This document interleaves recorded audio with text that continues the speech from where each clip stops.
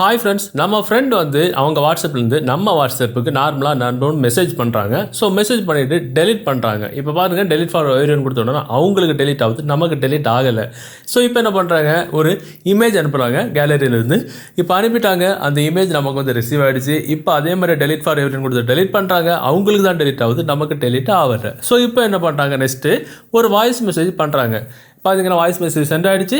இப்போ அந்த வாய்ஸ் மெசேஜை அவங்க லாங் ப்ரெஸ் பண்ணி டெலிட் ஃபார் எவரிவன் கொடுத்து டெலிட் பண்ணுறாங்க. ஆனால் நமக்கு இங்கே டெலிட் ஆகலை.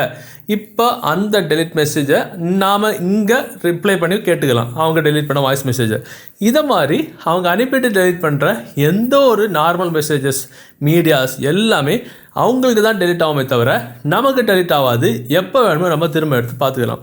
இதை மாதிரி நம்ம வாட்ஸ்அப்பில் டெலிட் ஆன மெசேஜஸை எப்படி நம்ம ரெக்கார்ட் பண்ணுறது? அதாவது அவங்களுக்கு டெலிட் ஆகும், நாம் ஆன்லைனில் இருந்தால் கூட அவங்களுக்கு வந்து இதை மாதிரி காட்டிக்காது, நம்மளோட ஆன்லைன் வந்து டைமிங் அவங்களுக்கு காமிக்காது. இதை மாதிரி நம்ம எப்படி செட் பண்ணுறது? இதை மாதிரி செட் பண்ணக்கூடிய அப்ளிகேஷன் டவுன்லோட் பண்ண டைரெக்ட் வெப்சைட்டோட லிங்க் இந்த வீடியோக்குள்ள டிஸ்கிரிப்ஷனில் இருக்குது. அதில் நீங்கள் டைரெக்டாக விசிட் பண்ணி டவுன்லோட் பண்ணிக்கலாம். டவுன்லோட் பண்ணி நீங்கள் ஓப்பன் பண்ணும்போது HSL வாட்ஸ்அப் மாதிரியே தான் இருக்கும்.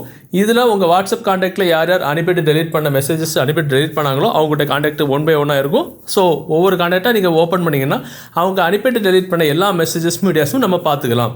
ஸோ ஆனால் நம்ம ஒரிஜினல் வாட்ஸ்அப் ஓப்பன் பண்ணி பார்த்தா அவங்க உண்மையிலே டெலிட் பண்ண எல்லாமே இங்கே டெலிட்டட் அப்படின்னு இருக்கும். அருமையான ஒரு ட்ரிக் இது.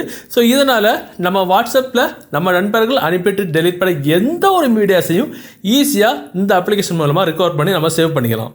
ஸோ இந்த தகவல், இந்த வீடியோ உங்களுக்கு பிடிச்சதுன்னா டெஃபினட்டாக இந்த வீடியோவை உங்கள்கிட்ட வாட்ஸ்அப் குரூப் மற்றும் ஃபேஸ்புக் நண்பர்களோட ஷேர் பண்ணுங்கள்.